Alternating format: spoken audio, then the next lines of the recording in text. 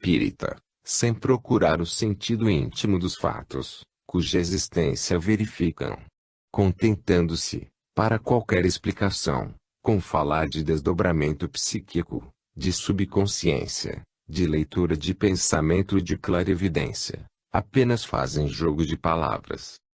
E seria necessário discutir agora a oposição feita ao espiritismo por certas doutrinas que têm com ele analogias evidentes, mas que dele se afastam por ideias sobrenaturais, ou, pelo menos, desprovidas de qualquer base experimental. Creio que não.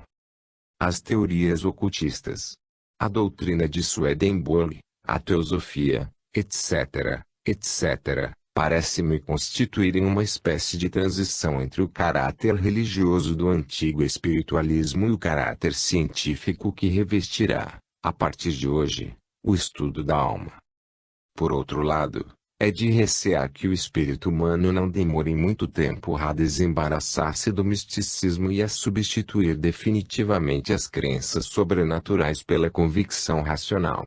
Coisa curiosa, a simplicidade e a clareza da doutrina são obstáculos à sua penetração em certas inteligências. O pensamento humano, habituado há séculos aos dogmas misteriosos e às obscuridades transcendentes dos sistemas metafísicos, dificilmente concebe a possibilidade de soluções claras e racionais do grande problema do nosso destino.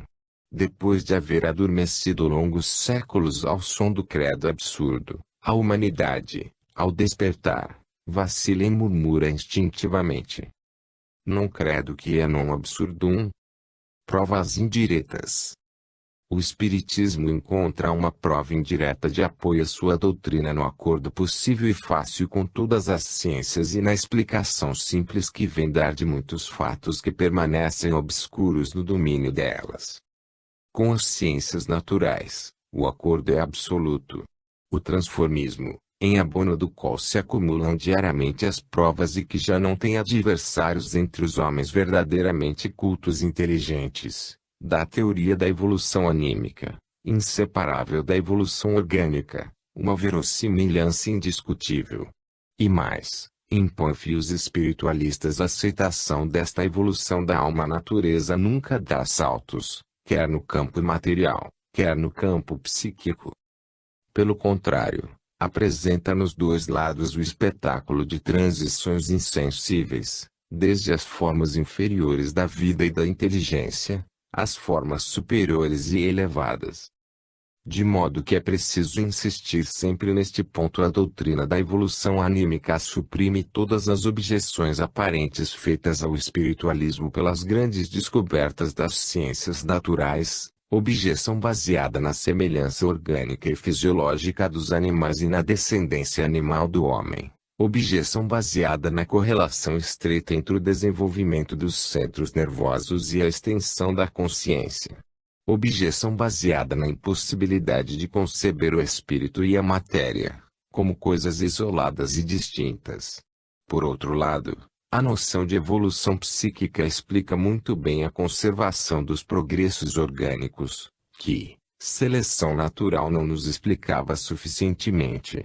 Completado assim, o transformismo constitui magnífica síntese que pode abarcar todos os nossos conhecimentos e que liga o passado ao presente, resumindo todas as nossas aspirações futuras.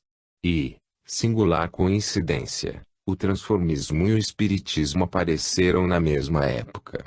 Doutrinas aparentemente contraditórias. A primeira foi admitida com entusiasmo pelos materialistas, julgando que apoiavam as suas ideias nesta base científica. A segunda foi acolhida como vaga esperança nos meios espiritualistas que sentiam vacilar as suas velhas crenças. Contudo, ambas as doutrinas se conciliaram uma hora atual, precisamente às expensas do materialismo negativista e do espiritualismo religioso.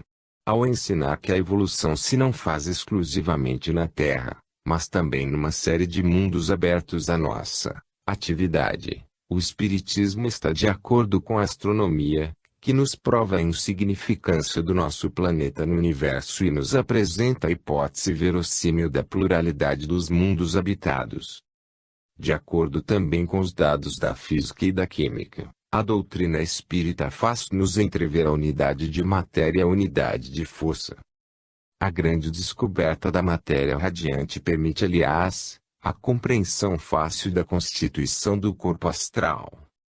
Finalmente, os nossos conhecimentos acerca da constituição molecular dos corpos permitem-nos não considerar como absurdos ou impossíveis os fenômenos de materialização e desmaterialização. Já indicamos o apoio que os ensinamentos dos espíritos encontram no domínio da fisiologia. A noção da força perispiritual explica claramente o agrupamento na força orgânica de número infinito de moléculas que constituem o corpo e as relações do físico com o moral. Do outro ponto de vista, a doutrina permite compreender as diferenças principais que separam o funcionamento do pensamento no organismo das verdadeiras funções orgânicas. Aliás, a teoria do perispírito é que se relaciona admiravelmente com as demonstrações feitas em fisiologia. Escutemos o que diz Claude Bernard a respeito da formação orgânica. Na evolução do embrião, vemos primeiramente aparecer um simples esboço do ser, antes de qualquer organização. O contorno do corpo e os órgãos vêm-se a princípio simplesmente esboçados, começando pelas estruturas orgânicas provisórias, que servirão de aparelhos funcionais do feto. Nenhum tecido se distingue. Toda a massa é constituída exclusivamente por células plasmáticas e embrionárias. Mas neste esboço vital está traçado o delineamento ideal de um organismo ainda invisível para nós, que designou a cada parte e a cada elemento a sua estrutura e as suas propriedades. Ali, onde devem estar vasos sanguíneos, nervos, músculos, ossos, etc., as células embrionárias transformam-se em glóbulos de sangue, em tecidos arteriais, venosos, musculares, nervosos e ósseos. E na outra parte continua a dizer o ilustre Claude Bernard que é essencialmente do domínio da vida e que nem pertence à química, nem à física, nem a qualquer outra coisa, é a ideia diretriz desta ação vital. Em todo o germe vivente há uma ideia diretriz que se desenvolve e manifesta pela organização. E durante toda sua duração, o ser fica sob a influência dessa força vital criadora. Outro tanto pode dizer-se da consciência que o ser vivo conserva, ao reconstituir as partes viventes desorganizadas pelo exercício, ou destruídas pelos acidentes ou pelas enfermidades. Se passarmos à psicologia, o espiritismo constitui um guia esplêndido, em presença das dificuldades de toda a espécie que ela nos representa. A noção das existências sucessivas ajuda a compreender as desigualdades consideráveis que se observam nas consciências humanas, desigualdade de inteligência, de sensibilidade morais e afetivas, que nem os esforços individuais, nem a influência do meio, nem a hereditariedade bastam para explicar completamente. A diferença entre a hereditariedade física e a hereditariedade psíquica é tão grande, que só encontra a interpretação plausível na hipótese das vidas anteriores do ser humano. Como compreender de outra maneira a distância intelectual que às vezes separa dois irmãos no mesmo ambiente e nas mesmas condições? Como compreender a dessemelhança muitas vezes total entre a capacidade psíquica dos pais e da criança? A reencarnação explica também o fenômeno dos meninos prodígio, como Pascal e Mozart, e permite interpretar facilmente a complexidade do eu pensante, da síntese psíquica. No campo da psicologia experimental é onde encontramos maior número de presunções favoráveis à doutrina espírita. Os fenômenos do hipnotismo e do sonambulismo, o desdobramento da personalidade, a telepatia, as manifestações elevadas da subconsciência, etc., ainda não estão suficientemente explicados pela ciência. Nada mais admirável, por exemplo, do que a dificuldade de interpretação, pelo materialismo, dos desdobramentos da personalidade e dos fenômenos que lhes são afins.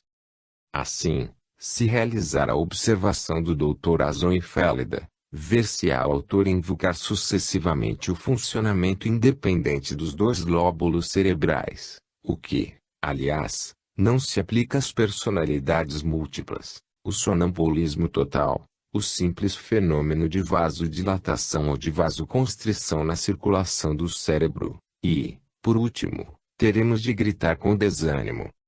Tantas dúvidas, tantas dificuldades. Isto dá com um homem doido. Quanto às experiências do hipnotismo superior, elas são menos penetráveis à fisiologia materialista, porque esta acumula hipóteses sobre hipóteses, sem nos oferecer a mínima prova. Se, pelo contrário, admitirmos a teoria espírita, tudo se esclarece e ilumina. A hipnose é apenas o começo da separação entre o princípio psíquico e o corpo. No início de exteriorização, desaparece a sensibilidade da pele e das mucosas, não se sente fadiga muscular e o indivíduo pode suportar durante muito tempo as mais fatigantes posições do corpo. Ao mesmo tempo, a sensibilidade localizada fora do corpo, a pequena distância em linhas de exteriorização muito fixas e regulares, de roxas. O sentido único torna-se evidente por meio dele é que o hipnotizado se comunica com o mundo exterior. Vê, ouve e percebe, não já pelos sentidos ordinários, mas por este sentido único, sem localização, espalhado pela superfície de radiação periorgânica. Daí, as manifestações sensoriais bizarras que os hipnóticos têm comprovado e que em vão alguns pretendem explicar por simples hiperestesia do passivo. M. de Rochas conseguiu estudar nitidamente o desdobramento do passivo nos estados profundos da hipnose e descrever a formação, à direita e à esquerda dele, de uns fantasmas duplos, que depressa se condensa num fantasma único. Os fenômenos de ordem intelectual explicam-se claramente por esta exteriorização. A princípio, obscurecimento e perturbação da consciência normal, da inteligência que se separa do seu instrumento cerebral, de onde nasce a facilidade da sugestão. Nas fases superiores a exteriorização é suficiente e permite o exercício das faculdades transcendentais.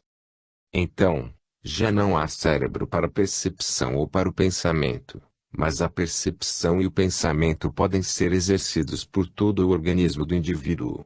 Neste estrado e graças ao éter ambiente, cujas vibrações se exercem em uníssono no seu éter anímico exteriorizado, o passivo pode dar fé de uma série de fatos passados, presentes e até me atreveria a dizer também futuros. Dr. Gibler, Análise das Coisas. Assim se explicam à vista à distância as leituras do pensamento. Durante esta separação relativa do organismo, a personalidade normal desaparece, as recordações reaparecem em tropel e a subconsciência desempenha um papel predominante. O valor da subconsciência explicar-se-á pelo grande número de existências vividas. As faculdades superiores, isto é, a própria clarividência, explicar-se-ão pela superioridade do eu real exteriorizado sobre a personalidade normal que constitui a sua união com o corpo atual. Quanto à comprovação das personalidades múltiplas no mesmo indivíduo, quer nos estados hipnóticos, quer na vida ordinária, principalmente tratando-se de pessoas predispostas, ela nada teta de estranho, segundo a doutrina das vidas anteriores. A telepatia, de que tantos exemplos se tem dado, se poderiam apresentar três origens diferentes. 1. Ação de pensamento a pensamento, ou clarividência. 2. Vista à distância durante o sono, por êxodo do corpo astral. 3. Ação espírita ou anímica. Neste último caso, o perispírito, depois do abandono absoluto ou relativo do corpo, poderia arrastar consigo algumas moléculas materiais, a fim de influenciar uma ou mais pessoas, a quem o desencarnado ou exteriorizado desejasse manifestar-se. Essa explicação é tanto mais verossímil, quanto é certo que, a miúde, o fenômeno telepático se produz após morte violenta ou acidental. A vítima, depois de abandonar prematuramente um organismo que a doença não esgotou por completo, pode conservar, transitoriamente, alguns elementos materiais do seu antigo organismo. Se o Espiritismo dá a chave de muitos fenômenos de psicologia teórico-experimental, em compensação, os nossos conhecimentos relativos a esta ciência permitem-nos compreender facilmente certas dificuldades aparentes da teoria espírita. Há notável semelhança entre certos fatos espíritas e hipnóticos, como, por exemplo, o transe, a sugestão, o automatismo, etc., etc. E às vezes não há apenas semelhança, mas verdadeira assimilação, visto que o efeito produzido é o mesmo, quer a influência causal seja de magnetizador terrestre ou de magnetizador desencarnado. Os estudos da psicologia provam-nos também a possibilidade da perda momentânea da memória do passado, que nos impede de recordar as encarnações precedentes. Os esquecimentos aparentes são constantes no decorrer da nossa vida normal. E ao despertar também não é frequente recordarmos a maior parte dos nossos sonhos. Por outro lado, ao longo da nossa vida só nos lembramos dos acontecimentos mais importantes. A maioria dos fatos que nos têm impressionado os sentidos desaparecem-nos aparentemente da memória, mas, na realidade, mantêm-se integralmente e podem reaparecer, quando dadas circunstâncias nos excitam as faculdades conscientes, como por exemplo, a perspectiva de perigo iminente que põe em perigo a existência. Notemos ainda os esquecimentos dos fatos verificados durante o sono hipnótico, que provam claramente a obnubilação da alma que resulta da sua união com o corpo. A alma, ao entrar de novo no corpo, perde a lembrança dos fatos realizados, da mesma forma que perde a lembrança do passado, quando toma conta de novo o corpo. Insistimos, sobretudo, nas observações relativas a personalidades múltiplas no mesmo indivíduo, que se manifestam em períodos sucessivos de duração variável e que de tal maneira se ignora reciprocamente, que o passivo, permanecendo num desses estados, nada sabe do que fez em qualquer dos anteriores. Além disso, apresenta várias consciências e não tem noção da sua situação real. Ninguém deve, portanto, admirar-se de que, ao apoderarmos-nos de novo organismo, esqueçamos o passado que vivemos anteriormente. No entanto, vamos demonstrar que tal esquecimento é verdadeiramente necessário para nós, pois nos permite, não só o desenvolvimento noutros meios, como também a execução de trabalhos diferentes dos que antes havíamos realizado. Este esquecimento ainda nos permite não ser molestados nem solicitados para recordações penosas, comparações deprimentes, amizades e rancores passados. Ele é indispensável, a fim de evitar a tendência rotineira de ocupações iguais, afastar-nos dos hábitos adquiridos e favorecer e ativar a nossa evolução. A própria patologia utilizará as noções do espiritismo. Não se ousam encarar todas as possíveis consequências desta doutrina, sobretudo no campo da terapêutica, mas pode-se afirmar simplesmente que ela dissipará muitas obscuridades patogênicas. Na patologia nervosa, por exemplo, certos fatos de possessão, de alucinação, os fenômenos de incubato e sucubato de neuroses diversas, como alguns casos de loucura, talvez recebam do espiritismo interpretação plausível. A histeria poderia explicar-se com verossímil através do estudo científico do perispírito. As perturbações de caráter tão bizarro ligadas à sensibilidade, à motricidade ou às faculdades intelectuais dos histéricos tenderiam a funcionamento defeituoso da força perispirital, devido à união da alma com o corpo. Segundo esta hipótese, os neuropáticas inferiores, os histéricos vulgares, seriam individualidades unidas a corpos demasiado perfeitos para elas e de que se serviria mal, quer dizer, a máquina seria demasiadamente complicada para o mecânico. Os neuropatas superiores, pelo contrário, teriam organismos demasiado grosseiros para eles. Neste caso, a máquina não tinha a perfeição correspondente à atividade do mecânico. Pensem o que quiserem desta explicação. Ela é bem menos repugnante do que a hipótese dos degenerados superiores. Enfim, se, para completar o acordo da doutrina espírita com as diversas manifestações da atividade intelectual do homem, tentarmos incursão no campo da filosofia, poderemos observar coisas interessantes. Em primeiro lugar, a noção de perispírito suprime a grave objeção feita em todos os tempos ao espiritualismo, relativamente à dificuldade de conceber a própria alma, sem forra alguma definida. Depois, o espiritismo oferece campo de conciliação ao materialismo e ao espiritualismo. Desde que espírito, força e matéria andam sempre unidos, sendo incompreensíveis isoladamente, sem se submeterem à definição satisfatória, a doutrina espírita pode ser admitida pelos que consideram a inteligência produto da evolução avançada da matéria e pelos que consideram a matéria como simples manifestação do espírito. No fundo desta divergência de opiniões deve haver apenas um simples mal-entendido. Desde o momento em que a criação foi definida como não tendo princípio nem fim, é inútil assinar-lhe ponto de partida.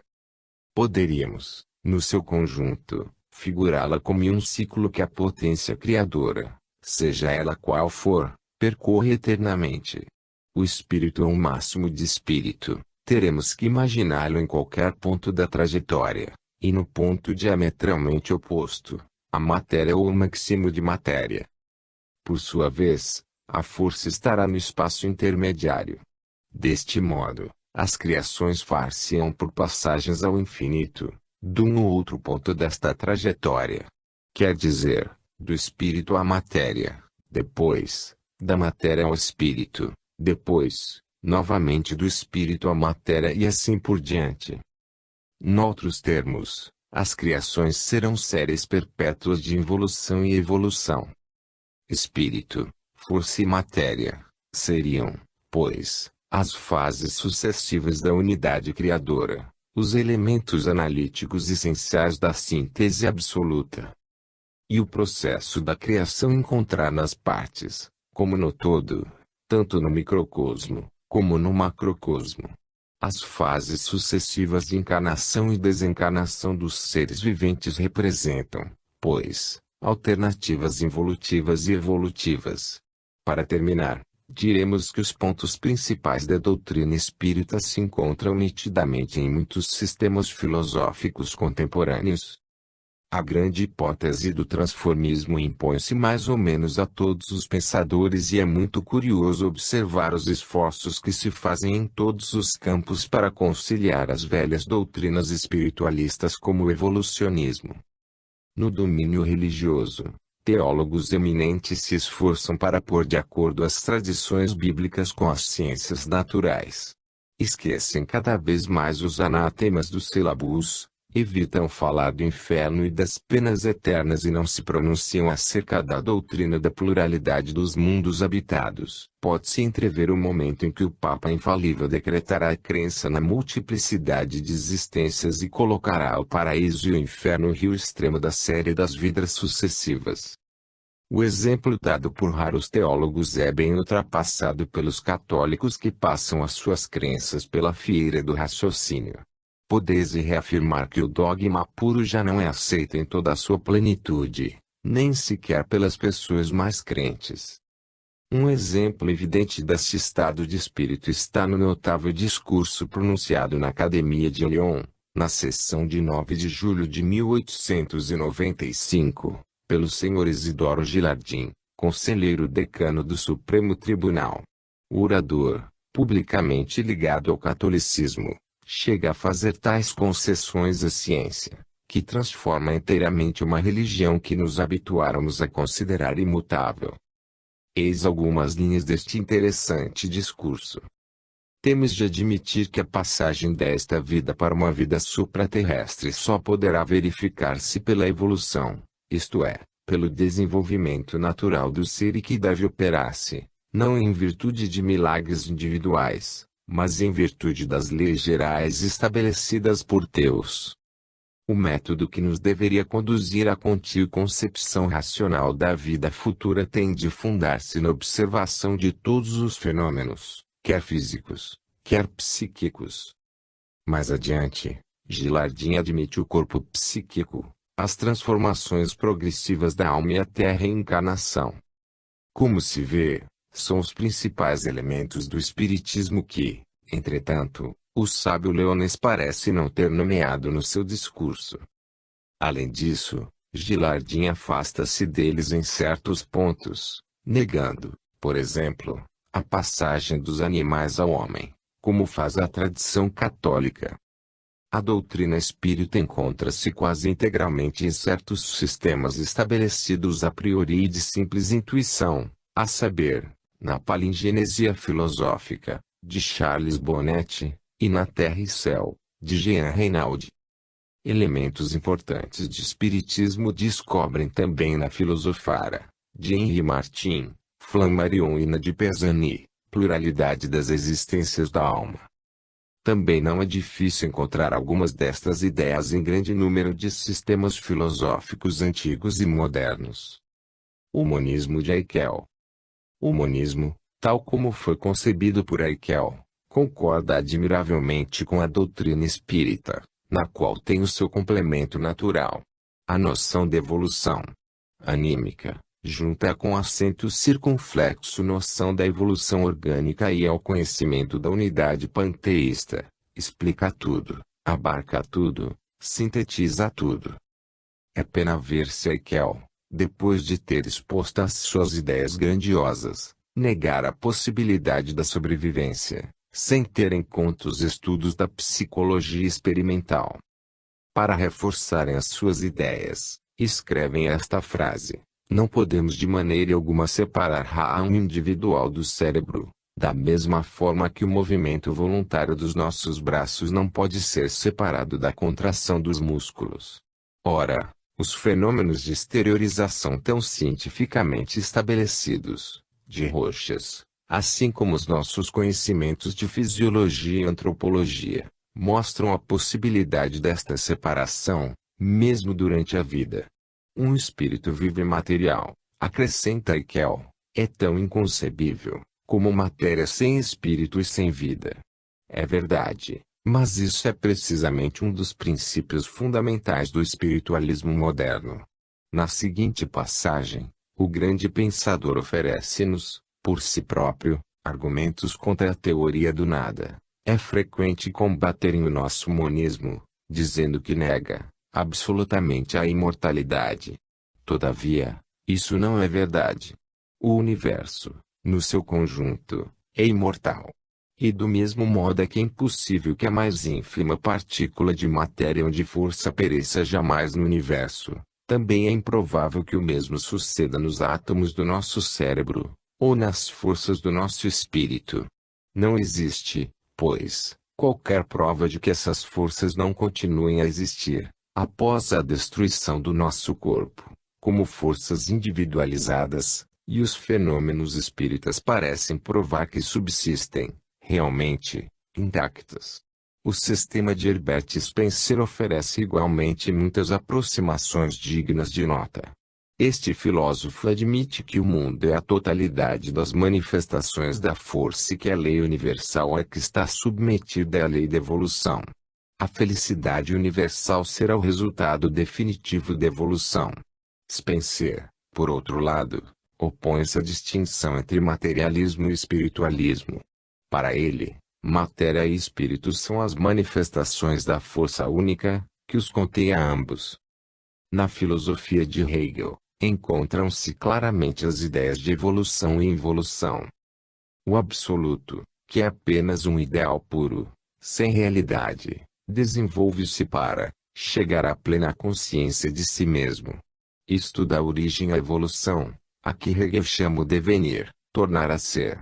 O desenvolvimento exerce-se em três tempos: estado de pura virtualidade, a que Hegel chama tese, estado de delimitação e divisão, isto é, a antítese, depois, desaparição das delimitações e identificações dos contrários numa síntese superior. Esta síntese, por sua vez, torna-se em ponto de partida de um movimento análogo. Tese, antítese e síntese reaparecem constantemente em todos os momentos do desenvolvimento do ser, o qual, na sua evolução, realiza todos os progressos e chega assim à plena consciência de si mesmo. A teoria da harmonia pré-estabelecida, de Leibniz, aproxima-se naturalmente da doutrina evolucionista. Finalmente, analogias evidentes com esta doutrina se encontram também na filosofia de Plotino. Este filósofo admite, no conjunto do mundo, dois movimentos em sentido inverso, um movimento de desenvolvimento e ao mesmo tempo de decadência e um movimento de sentido inverso, de regresso à causa primária, a que se pode chamar involução e evolução. Menos clara é a sua teoria das três hipóstases, e, sobretudo, menos satisfatória é a sua conclusão, segundo a qual é preciso buscar a felicidade no aniquilamento do pensamento e da personalidade para chegar ao êxtase. Estas são, quase intactas, as velhas doutrinas da Índia, que se reencontrariam em muitos outros sistemas dos alexandrinos. O Fédon, de Platão, é mais conforme com a doutrina do espiritualismo evolucionista. Enfim, não há necessidade de discutir aqui as velhas teorias acerca da transmigração das almas, Pitágoras. Os espíritas pretendem que os principais elementos da sua doutrina estão contidos em todas as grandes religiões da antiguidade, dissimulados sob os símbolos e as manifestações exteriores do culto. Estes elementos constituiriam o ensino secreto, reservado aos iniciados superiores. Estes mesmos elementos encontram-se nas religiões dos druidas, nas da Índia e, principalmente, nas do Egito, teoria do duplo. De resto, em todos os tempos têm sido observados os fenômenos espíritas, espontâneos ou provocados. A evocação dos mortos na antiguidade pagã, os oráculos das sibilas e das pitonisas, e, mais tarde, os fatos de feitiçaria e de possessão, as alucinações e aparições históricas, etc., mostram bem que as investigações atuais se não baseiam em novidades. Consequências da doutrina. Transformação das ideias religiosas, filosóficas, morais, sociais e individuais. Comparação entre a opinião tradicional e a opinião nova acerca dos nossos destinos. Compreensão perfeita do mal e das desigualdades humanas. As recompensas e os castigos são consequências matemáticas das nossas ações e consistem apenas no estacionamento do ser em encarnações dolorosas ou na sua passagem para estados superiores. A felicidade, resultado natural e necessário do progresso evolutivo. A moral nova, trabalho, amor, solidariedade. Necessidade do livre desenvolvimento individual, liberdade moral proporcional à evolução do indivíduo, perigo das restrições e imposições inúteis, injustiça dos juízos humanos, muita ignorância e pouca culpa na terra, prazeres da vida, influência do evolucionismo na vida social, extinção das divisões fictícias da humanidade, socialismo e anarquia. A sociedade futura deverá reduzir ao mínimo as restrições e as imposições, anarquia relativa, deveres para com os animais. A ciência é incapaz de nos dar explicação ou interpretação aceitável do universo, bem como de fundar qualquer moral ou de substituir a religião na evolução social da humanidade. Nesta extraordinária série de afirmações gratuitas, contentar-nos erros em considerar algumas das consequências que resultaram da comprovação rigorosamente científica dos princípios fundamentais da doutrina espírita, ou sejam a persistência do eu consciente depois da morte e a evolução progressiva da alma pelos seus próprios esforços. E é evidente que esta ciência nova dará origem a uma revolução completa na filosofia, na moral, na vida social e individual. No domínio da filosofia, permitirá impugnar definitivamente obscuridades sistemáticas, doutrinas incoerentes e caducas que seriam depressa esquecidas ante a luminosidade da ideia nova e ante a satisfação que dá aos nossos instintos de felicidade, aos nossos desejos de imortalidade, à nossa esperança, finalmente realizada, de conhecer o além. A ideia espírita fará ao mesmo tempo desaparecer as ideias do nada, tão deprimentes, como desesperantes, e os dogmas religiosos, tão pouco satisfatórios. Por último, restabelecerá as crenças impostas pela convicção raciocinada. Desembaraçará o espiritualismo dos europeus, sob os quais durante tantos séculos se escondeu e disfarçou, com o nome de diversas teocracias. Libertar dos deuses antropomórficos, a miúde caprichosos ou cruéis, que intervêm constantemente na criação por meio de milagres, pela graça ou pela predestinação, que reservam os seus favores a raríssimos eleitos, que exigem sacrifícios sangrentos e que entre as suas melhores criaturas escolhem as vítimas destinadas a aplacar a sua cólera, que semeiam a tentação nos nossos passos e que, a menor falta, castigam para a eternidade, e que, finalmente, nos esmagam, durante a nossa miserável existência, com provas e dores, que são a antecâmara de castigos mais bárbaros e cruéis. Com a ideia nova, desapareceram estas prescrições dogmáticas que nos impõem crenças irracionais, reduzindo e quase aniquilando o nosso livre-arbítrio e o nosso desenvolvimento consciente. Desaparecerá, em suma, esta interpretação incrivelmente mesquinha do universo, conduzindo toda a criação à humanidade terrestre. Desaparecerá o dogma do pecado original, com suas consequências injustas e bárbaras. Desaparecerá a noção da salvação pela oração e pelos sacramentos. Desaparecerão, sobretudo, estas aberrações ferozes acerca do inferno com suas legiões de demônios e seus suplícios eternos. Como estes dogmas infantis parecem verdadeiramente pequenos, comparados com os ensinamentos da nova filosofia, dupla ideia de involução e evolução que tudo abraça num panteísmo grandioso. Evolução progressiva dos mundos e dos seres por suas próprias forças, sem intervenções caprichosas da divindade. A ideia mais elevada é que podemos fazer de um ordenador, diz muito bem Leon Denis, e a de supô-lo criador de um mundo susceptível de desenvolver-se por suas próprias forças e não por contínuos milagres. A divindade não poderia ser concebida fora do universo. A ideia de Deus já não exprime para nós a ideia de um ser qualquer, mas sim a ideia do ser que contém todos os seres. Nada de criação espontânea, nascida milagrosamente. A criação é contínua, sem princípio nem fim. O mundo renova-se incessantemente em suas partes, no conjunto, é eterno. A terra, sobre a qual as religiões pretendem concentrar todo o pensamento do Criador, segundo a expressão de Flammarion, é um ponto insignificante no universo. Por outro lado, uma só existência neste planeta é um momento insignificante na série de encarnações inumeráveis do ser vivente. A alma individual não é criada com todas as peças, com as faculdades que lhe quis outorgar o capricho do Criador. Forma-se e desenvolve-se por si mesma, pelos seus esforços, pelos seus trabalhos e pelos seus sofrimentos. Deste modo, é por si mesmo, que a alma se liberta, pouco a pouco, do mal, necessariamente. Ligado às fases inferiores da sua evolução, ela própria chega à compreensão da verdade, da beleza e do bem e por seu próprio esforço chegará a adquirir os elementos lentamente conquistados da sua felicidade futura.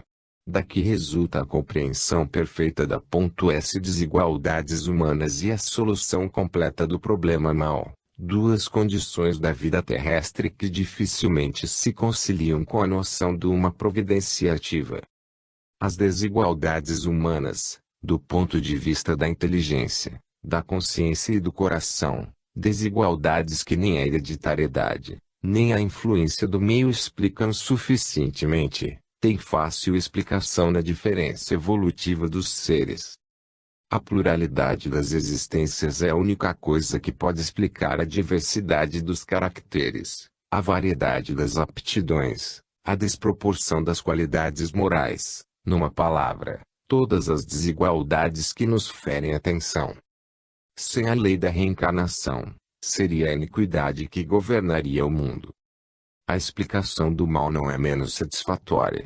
O mal não é produto das forças cegas da natureza que as nossas personalidades efêmeras impõem sofrimentos sem compensação, nem tampouco consequência de pecado original, nem prova e muito menos castigo ou vingança da divindade.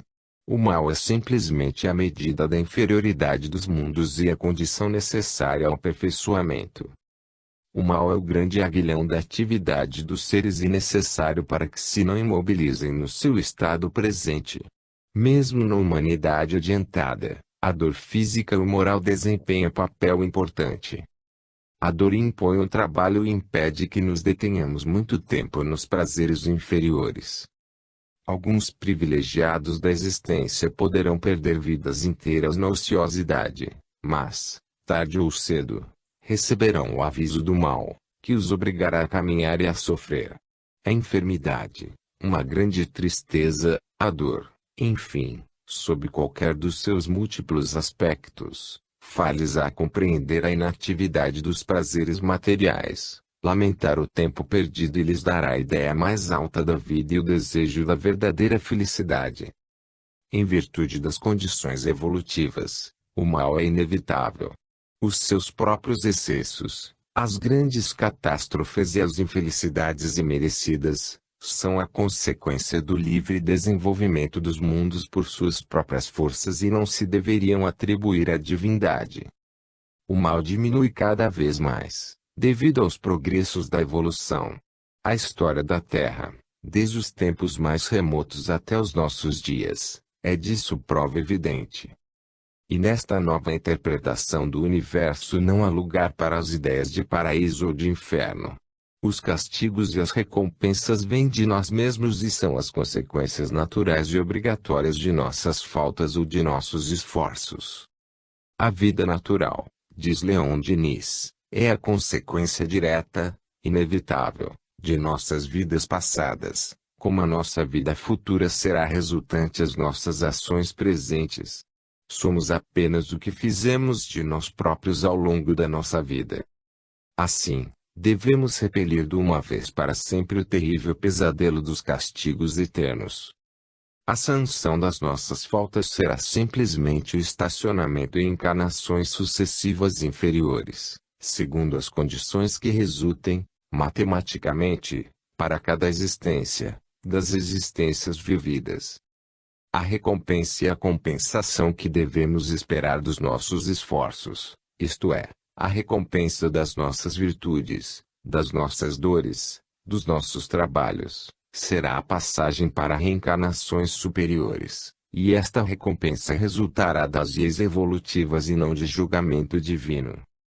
Mas esta felicidade só poderá obtê-la tornando-nos dignos pelos nossos esforços. Para se poder apreciar um estado superior, é preciso saber elevar-se para ele, porque não poderia gozar um bem que se não compreendesse. Não vemos nós, afinal, mesmo sem sair da vida ordinária, multidões incapazes de fruir os prazeres estéticos, de apreciar a beleza, de sentir as emoções elevadas. Não busquemos, pois, o porquê e em que consistirá a felicidade futura. O nosso prévio desenvolvimento é a condição necessária, não só para obter, mas também para compreender essa felicidade. Baste-nos saber que ela resultará, necessariamente dos progressos evolutivos. Consequências morais. As considerações filosóficas que precedem dão origem a consequências morais de grande importância. A moral nova constituirá uma verdadeira ciência, cujos princípios serão rigorosamente deduzidos os conhecimentos adquiridos acerca do nosso destino, e, como tal, a sua influência será enorme. Mas, também como tal, a nova moral sacrificará implacavelmente todo o conjunto de preconceitos, de obrigações fictícias, de restrições inúteis que deprimem a moral tradicional e que os homens parecem ter acumulado gostosamente para se atormentarem uns aos outros. A moral nova põe em três bases do princípios fundamentais o conhecimento das leis e das condições evolutivas. A necessidade do livre desenvolvimento individual. A noção da relatividade da liberdade moral apoiada na compreensão do mal e das desigualdades humanas. 1. Do conhecimento das leis evolutivas deduziu-se a necessidade do trabalho pessoal. A necessidade de cultivar, acima de tudo, as nossas faculdades intelectuais e afetivas, e de nos afastarmos quanto possível das sujeições materiais. A forçada solidariedade humana, como consequência das existências sucessivas a que estamos submetidos, nos mais diversos meios e condições. Daqui, a necessidade do altruísmo que, segundo a frase do Dr. Gibier, será o verdadeiro egoísmo. Auxiliando o aperfeiçoamento do próximo e da sociedade, o indivíduo auxiliará o seu próprio avanço e atenuará as suas novas reencarnações. 2. A necessidade do livre desenvolvimento individual é uma lei que se deduz, necessariamente, do conhecimento do livre desenvolvimento do mundo. Em nós, tudo o que seja necessário ao nosso melhoramento, ao nosso avanço ou progressão, deve resultar dos nossos esforços pessoais. Assim, pois, nos limites do possível, a moral humana deve deixar o indivíduo em liberdade. É inútil e prejudicial impor deveres que o indivíduo não considere como tais. O ideal da moral seria instruir sem impor, deixando o indivíduo advertido do mal e das consequências de suas ações. A luta é necessária para o desenvolvimento da sua inteligência. Cedo ou tarde, as faltas e os erros cometidos serão compreendidos e julgados pelo próprio culpado, quer pelas advertências da dor, quer pelo desenvolvimento intelectual. Como consequência disto, a sua liberdade moral aumentará 1 grau. Note-se que este respeito completo pelo livre desenvolvimento do ser é apenas ideal. Praticamente, o indivíduo deve estar subordinado em justa medida à segurança e à liberdade dos seus semelhantes. Mas todas as restrições e imposições que não visam exclusivamente este objeto são prejudiciais e devem ser rejeitadas. 3. O terceiro princípio que servirá de base à moral futura, ou seja, o da relatividade da liberdade moral, apoia-se nas condições precedentes e provam também o perigo e as restrições mundanas e sociais. Segundo a lei da evolução, o livre-arbítrio é sempre proporcional ao avanço do ser. Por consequência, a gravidade de uma falta não pode ser apreciada por si mesma, nem sequer pelas circunstâncias, mas, antes de mais nada, pelo grau de elevação do culpado. Quer dizer que os juízos humanos baseados no princípio da igualdade moral são sempre eivados de injustiça. É, pois, prudente e sábio abstermos-nos de julgar. Por outro lado, basta pensarmos no nosso passado, para nos convencermos da necessidade de completa indulgência para com as faltas dos outros. Em nossas anteriores encarnações, todos fomos criminosos e miseráveis, e se soubermos elevar-nos até o conhecimento da beleza e do bem, veremos que seria rebaixar-nos de novo ao nível dos culpados, se os castigássemos com o nosso desprezo.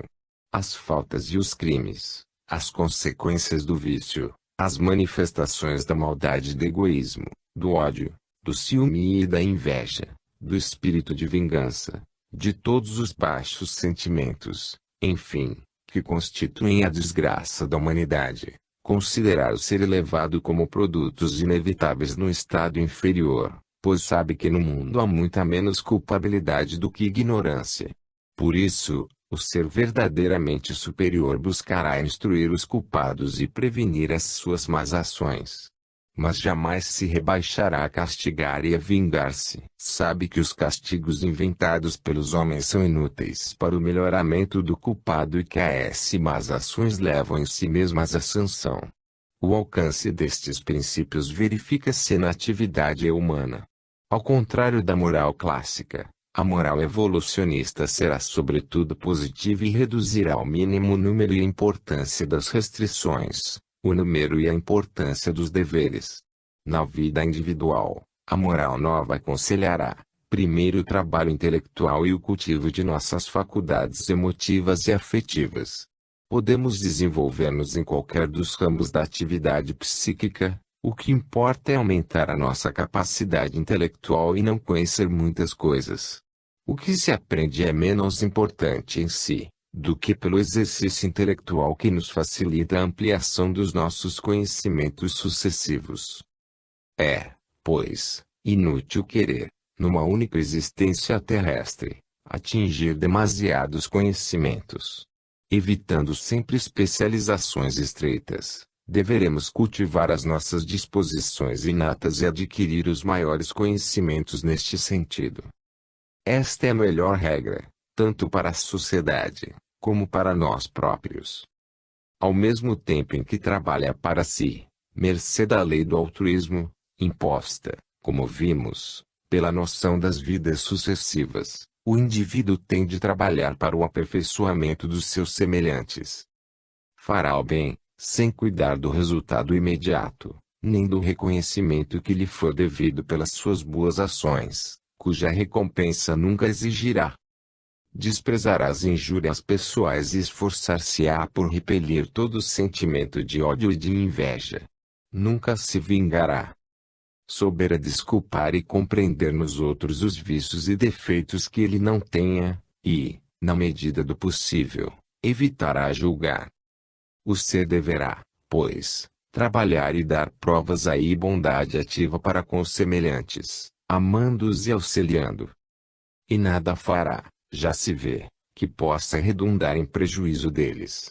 Aproveitando o mais possível a sua encarnação atual, o ser deverá cuidar, atender e dirigir o corpo, que é o instrumento da sua atividade.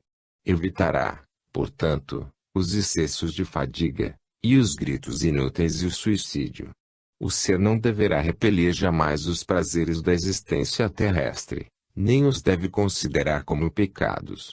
Simplesmente, nunca esquecerá que só os prazeres elevados da inteligência são úteis ao seu aperfeiçoamento, que gozos puramente sensuais são apanágio dos seres inferiores, acompanhados muitas vezes de desilusões e dores, e que podem, em certo grau, atrasar a sua evolução. Pensará, sobretudo, que deve renunciar a qualquer prazer que possa causar dano ao outrem. Na vida social, as consequências práticas da nova ciência serão consideráveis. Os homens compreenderão, individualmente, a necessidade de trabalhar para o progresso geral da humanidade. Por outro lado, o conhecimento das vidas sucessivas, nas mais diversas condições, levará ao mais profundo desprezo pelas divisões fictícias da sociedade e à desaparição completa dos preconceitos de casta, de religião, de raças e de fronteiras. A pátria e a família serão consideradas de um ponto de vista mais amplo e generoso. O papel da sociedade perante o indivíduo será estabelecido de acordo com os 3 princípios há pouco citados. Será um simples papel de proteção. O Estado obstará o menos possível à iniciativa individual e contentar com assegurar a liberdade e a vida dos cidadãos. Como se vê, estamos longe da concepção atual da sociedade, com suas múltiplas leis, restringindo a limites estreitos toda atividade humana e esforçando-se por canalizar através das áridas sendas dos códigos, a torrente dos sentimentos afetivos. Nesta época de pretenso liberalismo, é verdadeiramente extraordinário que a sociedade civil imponha princípios particulares rigorosamente definidos, os quais, segundo a opinião de Sebastião Fauri, no seu livro A Dor Universal, constituem o prolongamento da legislação na ordem moral, espécie de guarda espiritual junto de cada indivíduo com o encargo de impedir a infração da lei, enquanto a Pandora temporal é encarregada de prendê-los, sempre que ela infrinjam. O evolucionismo, que nos fornece argumentos contra a organização atual da sociedade, impede-nos igualmente de adotar as teorias suelistas ou anarquistas, que se apoiam numa verificação demasiado justa, ou seja, de que a maior parte dos males que afligem a humanidade vem hoje, não da natureza, mas sim dos próprios homens. E, todavia, a sua conclusão é inteiramente falsa. O socialismo reforça ainda mais os poderes do Estado, impõe aos cidadãos a aceitação rigorosa da sua doutrina igualitária e conduz supressão completa da iniciativa individual. Esta concepção é simplesmente monstruosa, vista à luz do evolucionismo. Além disso, é absurda, pois que as desigualdades humanas são a própria essência da humanidade evolucionada e a igualdade material nunca poderia coincidir com as desigualdades físicas, morais ou intelectuais, tão consideráveis. A doutrina anarquista não é mais lógica, embora seja menos extravagante. Parte do princípio de que todos os males humanos vêm da sociedade, mas não atende aos antecedentes evolutivos do ser, ao atavismo, nem às condições naturais que obrigam os homens a auxiliar-se mutuamente. A anarquia só seria possível e realizável com uma humanidade perfeita, o que está bem longe de ocorrer sobre a Terra. A filosofia da evolução prova-nos que a legislação deve ser proporcionada ao grau de adiantamento dos homens e diminuir de rigor e de extensão, à medida que o progresso seja mais extenso e geral. Tal filosofia só permite aspirar a uma espécie de anarquia relativa reduzindo ao mínimo o número e a importância das restrições ou das imposições. E uma derradeira consequência que se deduz da doutrina espírita, a noção de certos deveres do homem para com os animais. Se for certo que o homem tem passado pelos organismos inferiores e que os animais estão destinados, um dia, a fazer parte da humanidade, todos nós temos o dever de auxiliar o cumprimento desta lei natural, evitando tudo o que possa contrariá-la. E preciso, pois, que desprezemos os prazeres cruéis, às expensas dos animais. Devemos evitar-lhes todos os sofrimentos inúteis, não lhes dando morte sem necessidade absoluta de sacrificá-los. Finalmente, os animais domésticos devem ser tratados com doçura e sincero carinho. De resto, esta regra nada tem de novo para os homens de coração. É inútil insistir na grande verdade que encerram estas admiráveis palavras de Schopenhauer. Pode afirmar-se, sem receio de equívoco, que aquele que se mostrar cruel para com os animais nunca poderá ser bom homem. Tais são as profundas modificações que podemos esperar do futuro.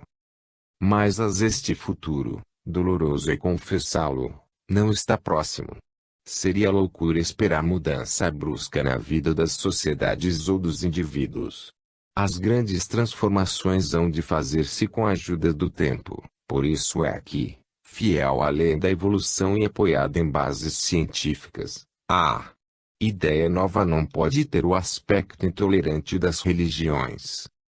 Não pretendendo explicar tudo, mas limitando-se a lançar um pouco de luz no caminho da verdade, a doutrina espírita não impedirá que as inteligências impregnadas de misticismo atávico prefiram, ao conhecimento das grandes leis do universo, as crenças adequadas ao seu grau de adiantamento.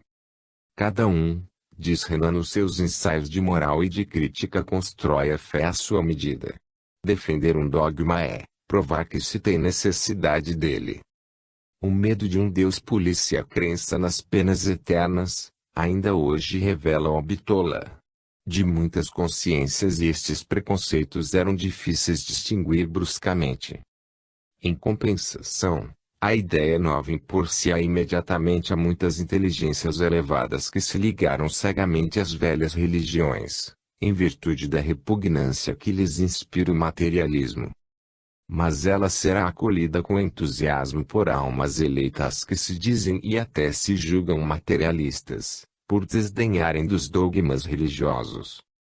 No seu conjunto, a humanidade seguirá pouco a pouco o movimento iniciado. sabendo inevitável a lentidão do progresso e resignado a dilatação das suas esperanças, pela certeza da imortalidade, o filósofo pode, em virtude do pensamento, elevar-se acima das condições do espaço e do tempo e realizar pelo sonho as transformações do porvir. Na embriaguez destas concepções grandiosas, o encontra distração para os cuidados da vida e consolação para as grandes dores, encarando com